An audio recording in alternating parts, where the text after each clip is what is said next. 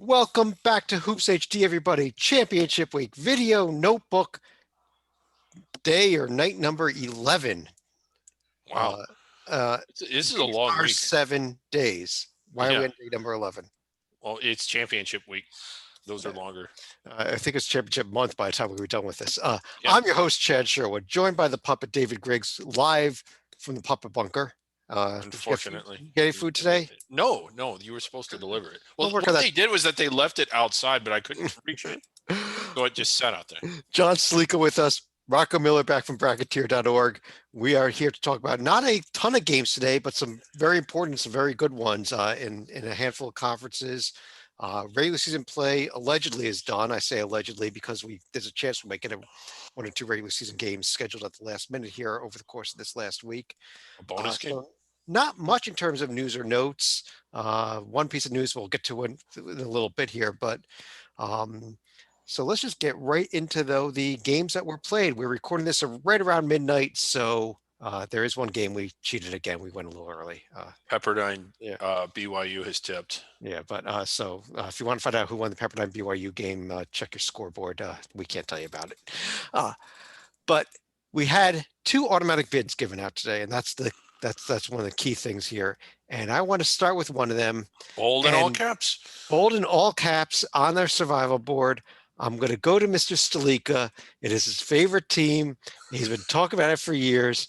And well, I don't like to do it, but I think we've got to do it, and we're going to do it right now. Oh, God. Stop it. Stop it.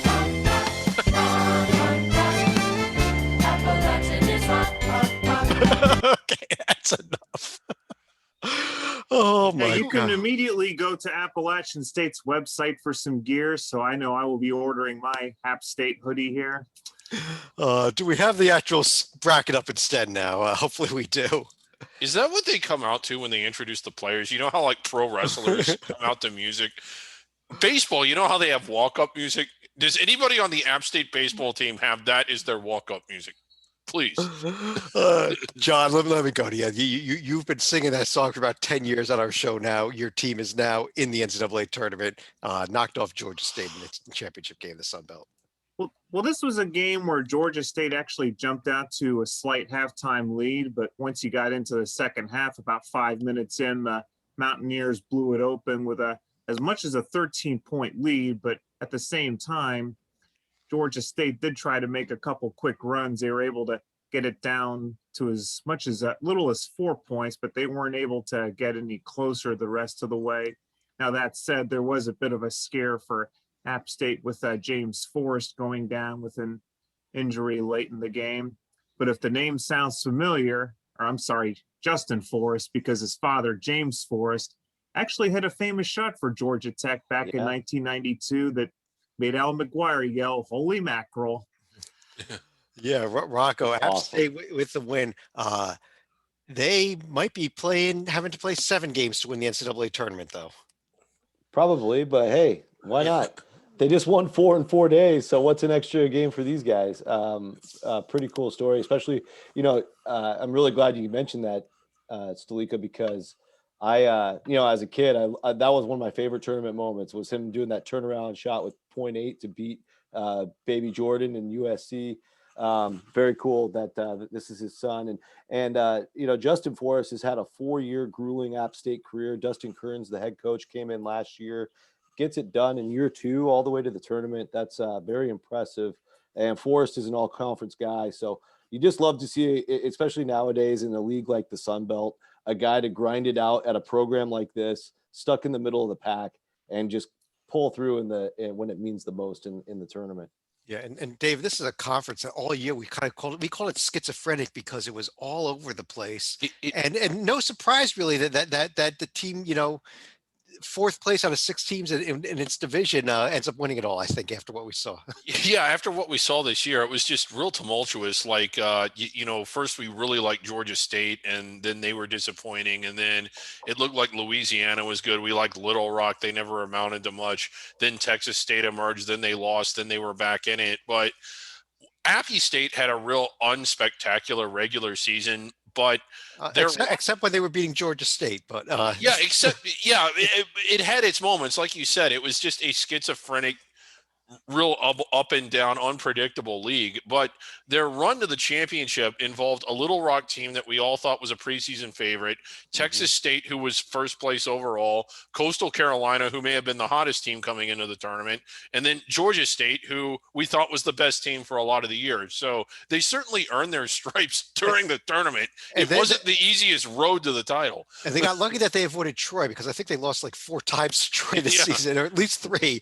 Meanwhile, they would go out one week, get swept by Troy, and then next week beat Georgia State twice. That was the kind of season the entire conference had, though. But yeah, congrats to the Mountaineers. They are in 16 seed. You know, just gonna throw it out there. If they Michigan looking like a 1 seed, we all know what happened in football. Just throw it out there. It wasn't just football. It was the launch of the Big Ten Network. Yeah, that's a little bit of trivia. Good job, Stalika. The first ever football broadcast on the Big Ten Network was App State's huge upset broadcast of any kind, and it wasn't even a Big Ten team that won the game.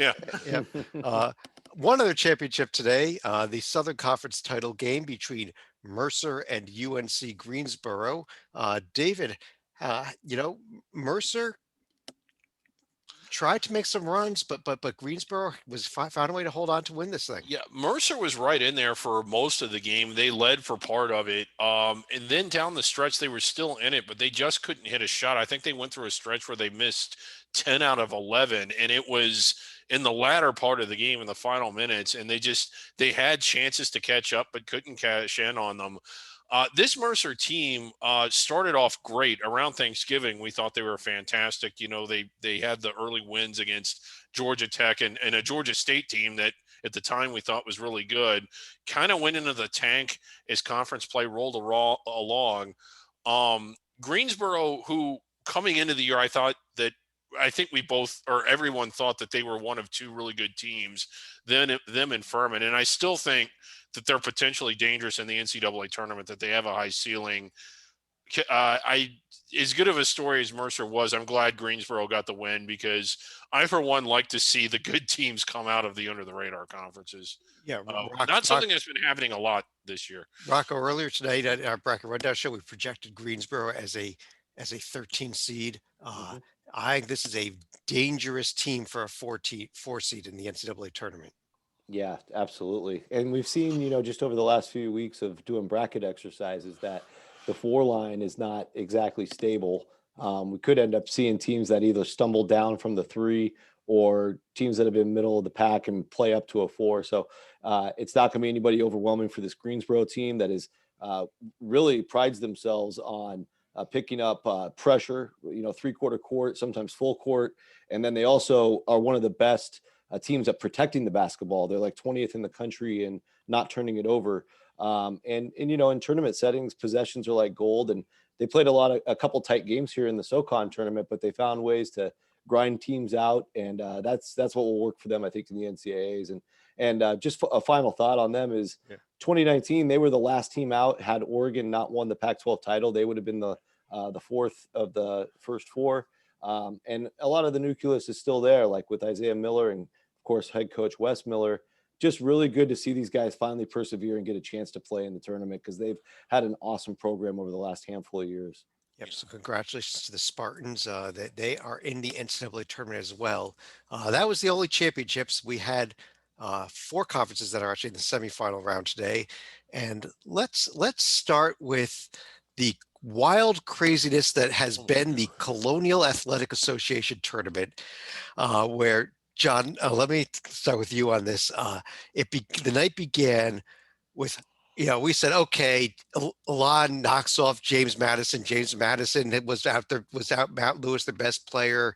That's it. It's a nice little upset, but it's a JMU team we didn't think was going to win.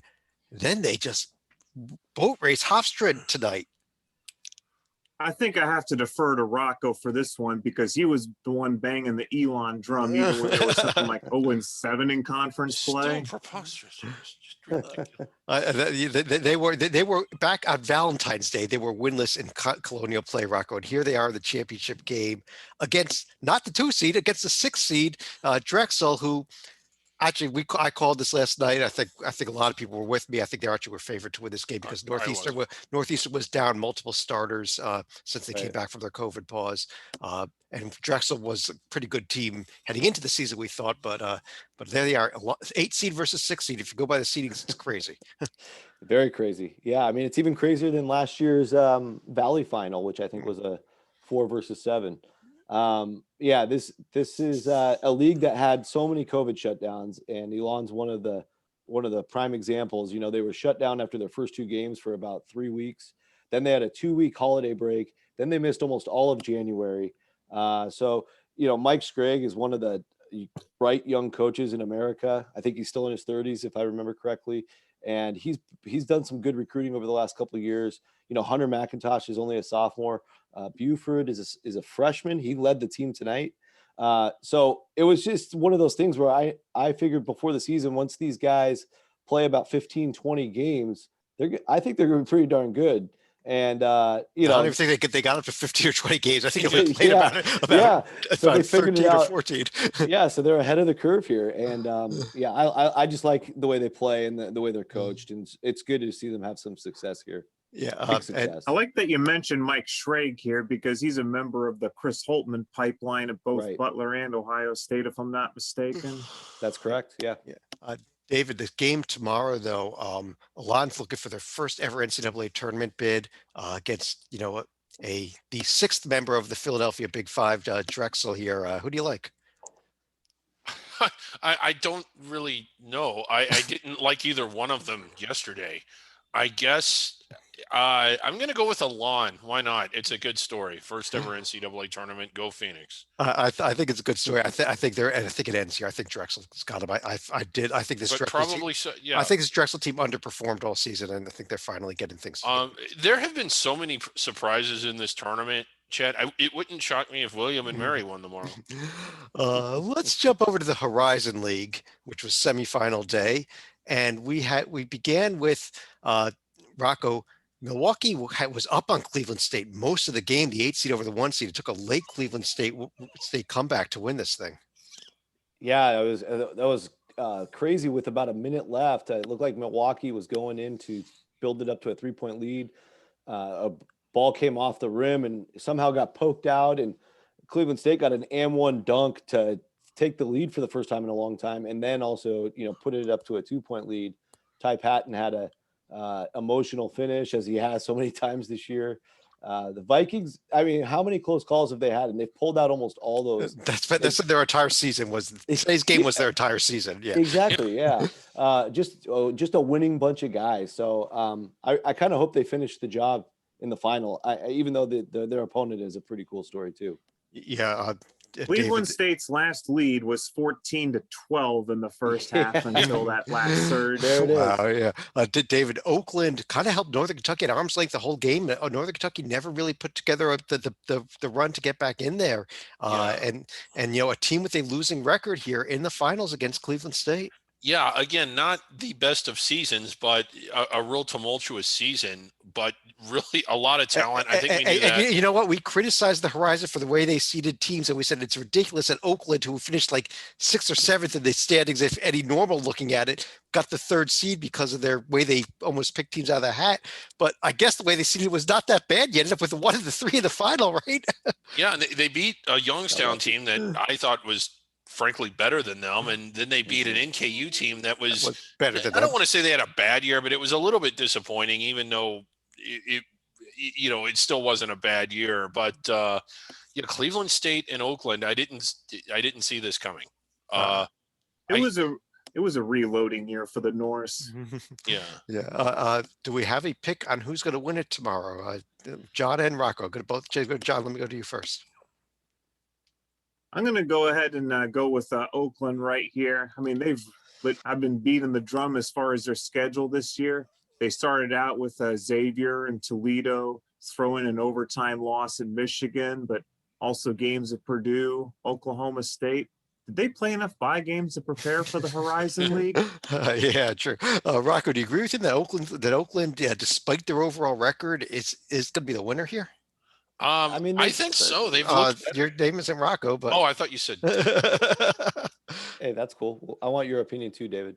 Yeah, it's gonna be a good game. I actually remember watching their series at Oakland. There was the game. It was the let me see here, the second game of the series. Oakland blew a massive lead, and Cleveland State just again pulled a rabbit out of the hat and won in the last minute. I could see something like that happening again here in the final. I just have a feeling that Cleveland State does it again. They find a way, but I think it's going to be a crazy, really entertaining game. yeah, they're going to get outplayed and squeeze, pull it out at the end. But David, you wanted to give your thoughts on it too. well, yeah, I could see it going either way, but I just think Oakland's looked a little better in the tournament, and I think they get it done tomorrow. Despite me thinking Cleveland State has had the better year and should have the better team, I think Oakland finds a way tomorrow. Saturday and Sunday, we had the quarterfinals were played in the Summit League, and a conference tournament that we always love. It's always seems to give us exciting, and we had four relatively, maybe three out of four were complete block games, and probably all four were because one was only decent because of a late comeback by Kansas City to almost steal the game. The Summit League totally redeemed itself today, though. Yeah. Probably two of the best games of the entire day, beginning with the buzzer beating Oral Roberts upset win over South Dakota State when Kevin Obanor taps in the shot at the buzzer. Rocco, let me start with you on this one here. How about that game? A game of the day, I think. Oh yeah, unbelievable. I mean, I was tracking most of it. I got to see the last couple minutes. That was crazy.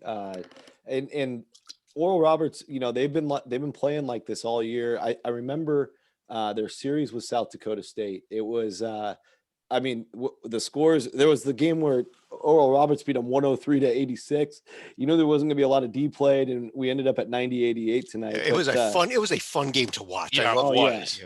And Oral Roberts is such an offensive showcase. I think Obener and Abmas, those guys are probably both going to be at least NBA fringe guys, if not all the way in the NBA. So that's just a real fun offensive team to watch. Yeah, and the late game, John, North Dakota State was down to South Dakota most of the game. Real late comeback to steal it from them. Yep, and South Dakota looked like they were going to cut the deficit down to 1 with about 6 seconds left after what looked like they had made a 3, but unfortunately, the Yotes player was about 2 feet out of bounds, and North Dakota State was able to run out the clock. It's even further away from the basket. You should get 4 points for that shot, right? Right. David, I think we got a real interesting final tomorrow too. North Dakota State, Oral Roberts, the 3 seed and the 4 seed. But this was a tournament where we said getting to the semifinals, all 4 of these teams could win it. Yeah, I agree. Should be fun. It's almost a toss up. I'm gonna go with North Dakota State. I like how they played, particularly in the latter half of the season. But like we said today, either team could win it. Yeah, Rocco, you agree with it? You have a pick here? Yeah, I'll go with Coach Richmond. Coach Dave Richmond. I think he's proven himself in this tournament. I also have just been burned so many times over the years picking anybody without the name Dakota in their school. Yeah. Usually doesn't work out very well, but Oral did get it done today. I do expect a really entertaining game again. Yeah, it's kind of fun. It's kind of funny. The tournament being played in South Dakota. Both South Dakota schools could not win today. So, so instead of having 15 fans and a bunch of cardboard, we'll have 15 fans and a bunch of cardboard. Well, right. Do love watching those games being played at the Sanford Pentagon up there. Oh, That's a great beautiful little building. Yeah. Mhm. One of the conferences that was in the semifinal stage today, we've only had one game go final so far, and it was the number 1 team in the nation, and they absolutely boat race St. Mary's as we thought they would. We said last night we didn't think there's anything to discuss about this game to preview it, and I don't know that there's anything to discuss about the game to recap it. Is there?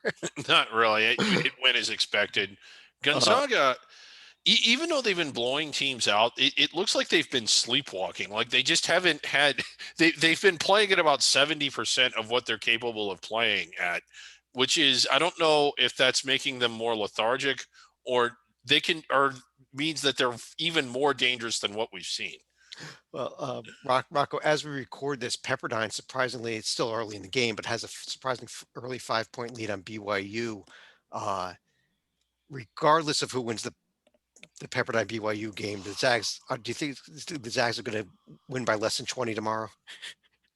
Well, we'll see, but yeah, it's gonna be, it would take a miracle, Mhm. basically like a pitcher pitching a perfect game for them to lose.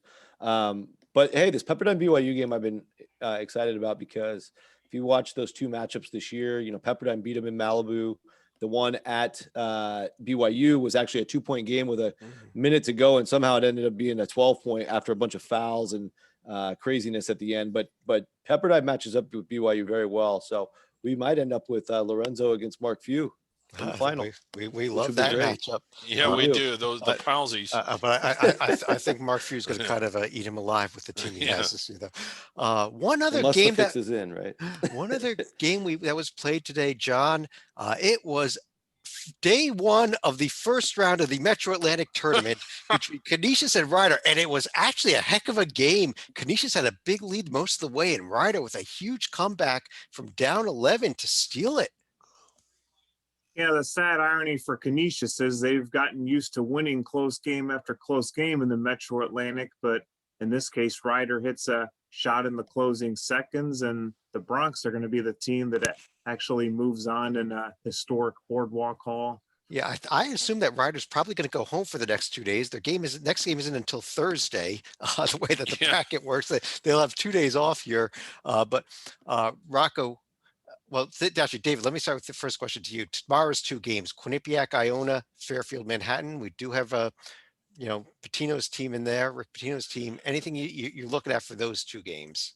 Not much. Iona didn't get to play much this year. They were one of the teams that were one of the hardest hit teams in the nation by COVID that actually did not cancel their season. So it'll be kind of interesting to see what they do in the tournament. It's almost sort of like a second chance. Well, it is for everybody, but they may have a higher ceiling than what they've shown. So I think that will be something to watch for both tomorrow and then on Wednesday. If they get past, If they get past it, yeah. Quinnipiac. Rocco, I know you weren't with us last night, so just your thoughts generally on this entire bracket here, though, in the Metro Atlantic. Yeah, I think David started to hint at it. Another league that's been hit pretty hard by COVID. If you look at like all the stuff Sienna's been through and Canisius themselves, it's been a tough year for a lot of the league. I do think there's a team that just keeps surprising me, and I think it's because they're just very well coached, especially defensively by their head coach John Dunn, and that's the Marist Red Foxes. They come in as the 4 seed. They've already knocked off Siena once. I know a couple teams have beaten Siena. I think Marist makes a run to the finals, but I'll pick Monmouth to win it. Pick Monmouth to win. Okay. Yeah, I like that. I think John Dunn did a great job. This Marist team was at the bottom of the Metro Atlantic for years before he went there. Went from Yeah. St. Peter's to Marist. Interestingly, very. He's got some good stuff. Yeah, he defensively. does. That's it for the games that were played today, but we have some other conferences, one other conference that's returning to action and a bunch of conferences that are tipping off. But the one of the conferences return to action. It is Championship Day in the Northeast Conference in Rhode Island, Mount St. Mary's at Bryant. David, huge contrast in styles here too. Could be a very interesting game. It always is interesting when the two get together. I think Bryant wins. Rocco, you with them? Yeah, I mean Bryant's they're explosive and they've got D1. I mean, I shouldn't say D1, power conference level talent. Now, I think a key here is, they were able to overshadow Sacred Heart very quickly, but they were missing Green and Childs. I'd be very curious to see if they're cleared to play tomorrow. Mount St. Mary's is a much better defensive team than Sacred Heart was, and they're also very well coached by Dave Engelstad. I like a lot of what they've done, but they've had, a couple really bad weeks and a couple really impressive weeks. So, I don't think it's a shoe-in for Bryant by any means. I think this is it's the slowest tempo, one of the slowest tempos in the country against the fastest. So yeah, well, Always. exciting. It's going to come down to who controls the tempo. If this game is in the 70s and 80s, Bryant's going to win. If it's in the 60s, Mount St. Mary's is going to win. Or it could be in the 80s and the 50s. If it's in the 80s and the 50s, Bryant's definitely winning. Yeah, Sacred Heart knows about that. Yeah. Yeah. John, where are you going to go with this? I still say don't doubt the Mount. Don't doubt the Mount. There it is. I could see it. I could definitely see it. That was. We have four of the conferences that are tipping playoff tomorrow, and let's start with the biggest one of them all that's starting tomorrow. It is round one day in the ACC, the first of our power conferences to get underway, beginning at 2 o'clock with Pittsburgh, Miami, 4:30 with, yes, the Duke Blue Devils. I don't think Duke fans even knew that they started the conference tournament on Tuesday. They just assumed it began on Thursday with the quarterfinals. They get BC, Notre Dame, Wake Forest in the third of the games. John, let me start with you with question number one of, do you see any upsets in terms of seeds, at least in these three games tomorrow? If I were to talk about seeds in these three games, I'm actually going to go a little bit off the board and say Wake might be the team to do it here. I mean, Even if they've Notre Dame probably had Notre Dame just beat Florida State. Nope. Notre Dame had their game of the season, but I haven't seen the Irish play too many successful games back to back this year. All right. And Rocco, how about the conference as a whole? Where do you see this tournament going? Yeah, good question. I think I love the way Georgia Tech and NC State are both playing. I think that's going to be a big thing to follow.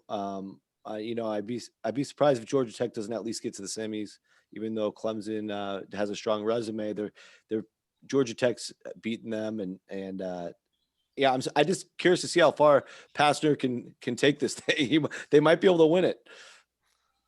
That's the thing I'm looking for the most. I also think that another storyline is Virginia Tech. Like, they are planning to play. They've been shut down for so long. I don't know what we're going to get out of them. That could set up really nicely for the Tar Heels. It could. I'm seeing here a Florida State championship over Virginia after Virginia David knocks off Pitt in the semifinal. A Pitt team that knocks off both Clemson and Georgia Tech, and that's the team I'm looking at to make a. They're not going to put them in the tournament field at all, but I could see a little bit of a run here out of Pitt. I think so. No, okay. But anyway. I misread. I was actually thinking that they would get past Clemson, but not past Georgia Tech. But either way, Okay. Not in the semifinals, the quarterfinals for Pitt. I see 2 wins for Pitt, Yeah. and it makes no sense because they have no players left. But I don't trust Clemson, and I don't trust Miami. That's what it comes down to. Well, I don't trust Miami either. But David, who wins this whole thing?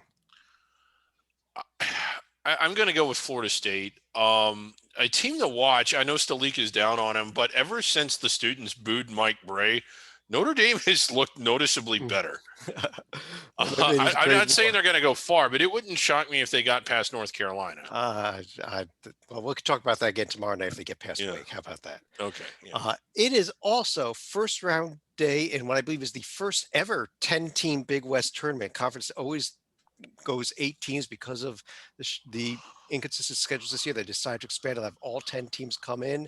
They're playing it in Vegas instead of Anaheim. They'll actually have Wednesday off, but they will start tomorrow. And Rocco, with these 2 games, Long Beach, Northridge, Cal Poly, Fullerton, anything that you're looking forward to that is going to be worth mentioning here?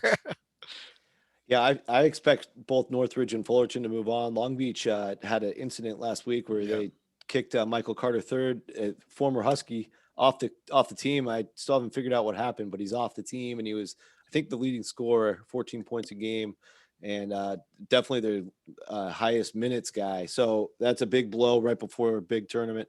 So I'll take Northridge and Fullerton. Cal Poly is just bottom of the barrel in this league. They're rebuilding, so they're not going to win. John, I like the new coach, but we'll see. Yeah. It's year 1 still. John, who do you see winning this thing? Is it Santa Barbara, or could somebody else knock them off? I don't know who drives the bus for Bakersfield, but they need to make sure they go to the Big West tournament and not the WAC tournament, because I know that's easy to confuse given Bakersfield history. But even though you see Santa Barbara had the better season, I could still see Irvine being a bit of a noisemaker here in the Big West. Well, they will both be Thursday, Friday, Saturday in Vegas, so they could actually play in both, David. Why not? Yeah, sure. Give yourself 2 chances. The WAC doesn't have that many eligible teams anyway. Yeah, why not? Let's let Bakersfield play in both conference tournaments. David, who do you think in Irvine or Riverside could steal this thing? I don't want to say that it's impossible, but the Gauchos are pretty good. Yeah, Rocco, you agree with that? It's Gauchos. I think you have to pick the Gauchos, but I do think Irvine or Riverside, if they get to the final to face them, that's going to be a really good game. As Yeah. coach, I mean Russell Turner and Mike McPio at Riverside. I mean they're going to come up with great game plans. So I'm really excited about how this plays out. Yeah, I think it is. I think Thursday could be an interesting game as day as well. I think the Riverside Hawaii game, when we get to that Yeah. one, it could be an interesting one too. Mhm. Which I'm kind of rooting All for I this River- want, all I want is a Rivervine semifinal. Oh, the Rivervine Cup. The Here we go. Rivervine. You had a Winwood Cup, Sleeka. That's all you get this year. Yeah. Southland Conference tournament expanded just last week. They decided to add 2 extra teams, so they're going to be starting tomorrow instead of Wednesday. We have the 8-9 game in this same format that West Coast Conference has, this huge extended ladder that goes on 3 million rounds. But Southeastern Louisiana, McNeese State, Incarnate Word, Houston Baptist. David, going to watch the games even? I know you watch it, but is there anything to watch for in those 2 games?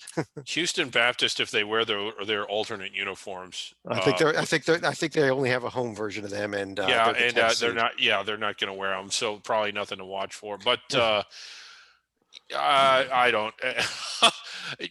It's bad enough when these teams are as far away from Nichols and like Sam Houston and Abilene as they are. It's even worse when they have to win 4 games just to get to that round and get blown out. I don't think it's going to be pretty chalky. As far as the tournament goes, Rocco, it was huge at the end of the season there when Sam Houston State lost their regular Yeah. season finale to their arch rival Stephen F. Austin, dropped them all the way down to Yeah. that 3 seed, Yeah. and which not only means that they have to play the extra game, but even more Mhm. importantly, Play Nichols has the easier path with just like a Northwestern State or New Orleans in the semifinal. Sam Houston and ACU, that semifinal. This could set up for Nichols State to win this thing, doesn't it? It could, but I do think both Abilene and Sam Houston are much stronger than Nichols. It's not like Nichols is playing at home. That's when I would favor them. But Sam Houston's playing down the road in Katy. That's they're going to have the local advantage. The team I want to call out, though, I think they've been playing the best ball the last few weeks, is your Lamar team. They beat. Was it Sam Houston, I believe, right? Or was it Stephen F. SFA? Austin? Yep. SFA, yeah. Lamar's been on a little tear, got all the way up to the 6. I think at one point they were in like 10th place.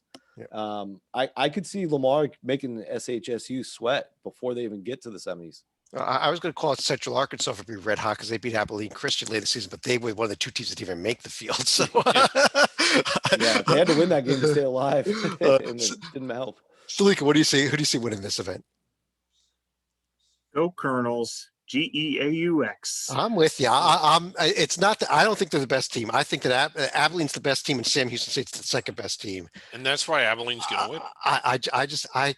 I've got this feeling about the Colonels that this is their year. They almost get a buy into the final. Not quite a buy. I mean, they'll get a battle. New Orleans was played tough down late in the season as well. But Notice that the entire bracket, the top half is all Louisiana and the bottom half's all Texas. Yeah. Hey, that's there we go. We've got regions. Yeah. We got the Louisiana region and the Texas region. It's awesome. That I is- didn't that- notice that, but yeah. Yeah, we're just missing Corpus Christi. They could have been the 11th team in the bottom there. One more conference that's tipping off with only a single game tomorrow. It is opening round day. This another conference that added in an extra round at the last minute. Conference USA decided to add in a pair of basically play-in games between the 6th and 7th place teams for the final spot in each of their division formats. Rice is playing Southern Miss, the 6th and 7th place teams in the West Division, for the right to go up against Marshall in Wednesday's second round. FIU got shut down today, though, because of COVID problems. They were supposed to play Middle Tennessee. Middle Tennessee State will just advance and play North Texas. But we do have a single game. John, Rice, Southern Miss. It might, it's an elimination game, so we're going to watch it, right?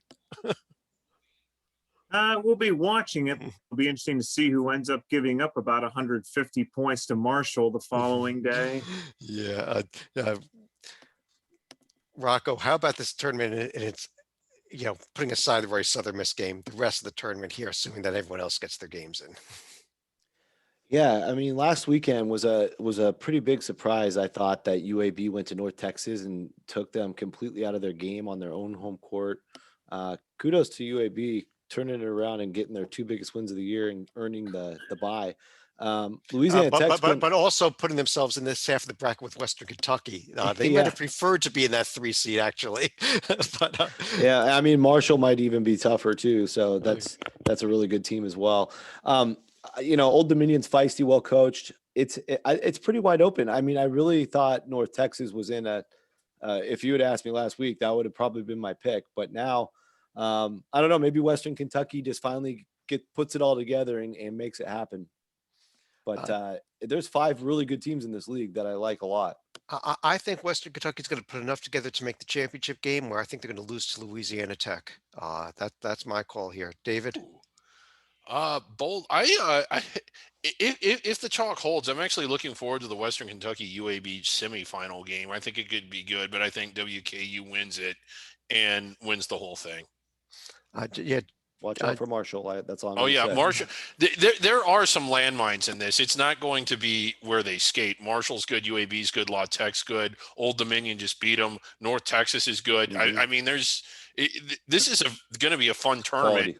Yeah, and even tomorrow's game should be fun, even though it's atrociously bad teams. Yeah. Hey, And let's Charlotte beat Western Kentucky this season. They could be their That's right. quarterfinal game. Yeah, and let's not forget about who took Kansas to the wire. UTEP. UTEP They're down in there. this too. yeah. They can play. Yeah. John, who do you see winning it? I see Western Kentucky winning it, although they're going to be black and blue after the semifinal against UAB. All right. That's it for the games that are going to be on the schedule for tomorrow. So we have a lot that we'll be reviewing tomorrow night in our video notebook. But let's run to our survival board. Not Appalachian State anymore. No, thank you. This is our NCAA tournament survival board, which is a tool that we do for a couple purposes. One of them is to track how many teams are left with a chance to win the national championship. And heading into the day today, there were 217 teams left on that list. Yep, still playing, could still win it all. Everybody gets to play until they lose. As a result of today's games, we are down to 206. Not that many today. It's a light not day. a hugely busy day. It gets substantially busy over the next 2 days. Essentially in the next 3 days, we're going to eliminate 100 teams. I would note that if Pepperdine loses to BYU tonight, by tomorrow morning, this will be down to 205. If BYU, if Pepperdine wins that game, it'll stay at 206 because BYU would not fall off the board. Yeah, but it has locks, it has auto bids, it has teams under consideration, it has teams that need to win the auto bid to get in. It has all the information the committee needs. That's why we do it. We do this for them. Right. And we list teams in different manners. If you see the teams that are in bold and all caps, like Loyola Chicago, Morehead State, Greensboro, Appalachian State, those are teams that have won the automatic bid. They're in. The committee doesn't have to debate whether they're in or not. They're in. Yeah. They don't have to debate the teams in. Now, if I'm a committee member and I see a team in bold, I go to the committee room, Dave, and I said, gee, should Oregon be in the field or not? Yeah, they're in bold. So I know I don't have to debate them. Right. Yeah. If I'm a committee member, though, Dave, and I walk in and I say, you know what? What about Utah State? I think they should be in. Well, maybe they should. So we should be debating them. Yeah. So these teams I talked are ones they should be talking about. Yeah. Now, if I'm on the committee, Dave, and I walk into the room and I say, Morgan State, I think Morgan State should get an at-large bid. Well, the last time that happened, where a committee member said Tulsa should be in, they ended up removing 2 members from that committee. Yeah. So anybody that's a regular type is not worth debating. They still have a shot to get in through an automatic bid, but they are not eligible for an at-large bid anymore. Correct? Yeah. Right. Yeah, they're not. All right. Let's go to our feature. How about that? Okay, I can't wait for this. This is our hoopsHD.com hot seat feature. Yes. These are coaches. David, tell us about them again. Well, I mean, they're coaches that, again, they're on the hot seat. Their jobs are in jeopardy. They need to have a big march. You can see some of the people up there. Tony Bennett on the hot seat because his former team, Wazoo, not really doing anything. It's just an indication that he leaves the cupboard bare. Virginia kind of worried about that. You see Roy Williams also on the hot seat. He former coach at Kansas, They're doing just fine without him. It makes you wonder if he even had anything to do with it at all. Very much on the hot seat. We have Scott Drew, who can't fill his arena. We have Indiana's next head coach simply because he'll be at Indiana. I forget why we put Norman Dale up there. And yesterday, Jay Wright, only one Big Five win, definitely on the hot seat. Yeah, you can't coach at Philadelphia and only win one Big Five game and keep your job. David, Right. I have a coach coming up here that for tonight's hot seat that is in a lot of trouble, I think. Okay. Let's start with who he is. There he is. It's Oh my- Gino. Gino, UConn women's head coach. Let me tell you, it has been 4 years since they won a national championship. On top of that, David, how about this? 49 losses. I mean, any coach that loses 49 games should be fired. Most teams Yes. don't even play 49 games. Well, I double checked the stats, and he has lost 49 games this century. So that is, that is pretty awful. Well, the other thing is you can tell that the fans are restless. If you search the hashtag fire Gino on Twitter, and you should absolutely do it because it is hysterical. You'll see you'll see that there's a movement to fire Gino. Absolutely. 49 losses this century. And we're in the 21st year of it. Yeah. Gino. But I think that's an average of about 3 losses a year. But some of those were in the tournament. And one of them was, he had 1 year where they lost eight of them. So Yeah. it's just absolutely ridiculous. I thought the behind worst that- thing they did was waste about 6 or 7 of their prime years in the American, where they just weren't tested at all. Let's go ahead and move over to any other final thoughts. And John, let me start with you. I'm going to go towards Drexel and head coach Zach Spiker right here. Spiker was someone who had started over at Army and actually got the Black Knights started on their winning ways, because after Coach K left Army, I think the only coach I could remember that had a winning record at Army for even one season was Dino Gaudio, but even Gaudio had a horrific record at Army, but Spiker started to turn things around and now 1 game away from getting Drexel to the big dance. Yep. Like I said, I'm not far from Philly. I got to support that Philly team, but Rocco. Yeah, I just want to come back to the Oakland Golden Grizzlies and Coach Campy and their scheduling philosophy this year, where they only had 7 non-conference games maximum that they could do. So they went ahead and did the Xavier event where they got to play the Musketeers in Toledo and Bradley in a 3-game deal. And then they also picked up Michigan, Purdue, Oklahoma State, and Michigan State. Those were their 7. Clearly lost all 7, albeit giving Michigan a little scare. Also got swept to open up conference. So they started at 0-9. But I'm a big believer in this scheduling philosophy if you can do it at your program. I know not all programs can pull it off, but we saw it in the past with Long Beach State and Texas Southern, for example. What ends up happening is you're in a 1-bid league anyway.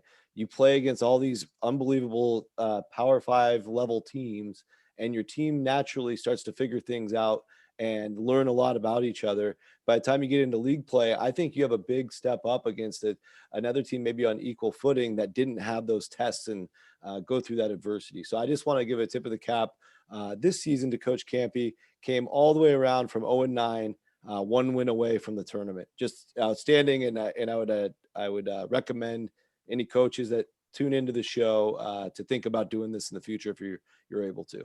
Yeah, this is a pitch. I don't know if Oakland did this, but Long Beach and Texas Southern did. It was an administrative decision. Well, I mean, I guess it was steered by the coaches, but the administration backed it. Well, And for a lot of those, because of the money that you get. From well, the yeah, buy games, because too. of the money. Yes. Yeah, definitely because of the money, because of the TV exposure. But they had a lot of these buy game contracts where they were staying in 4- and 5-star hotels and asking for big per diems and essentially traveling on the types of buses and having the types of experiences on the airplanes that Power 5 conference teams typically have. Not in while they lost, 70-80% of those games, if not more. I think there were years 95% of Texas those Southern, games. yeah, I think there were years Texas Southern didn't win any of them. Right. It was a way to recruit players in the sense that we are going to give you a Power 5 experience. We're going to play in Power 5 arenas.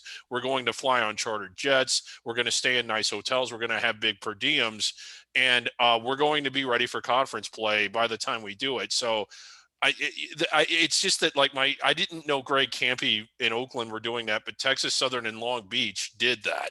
Yeah, And it worked.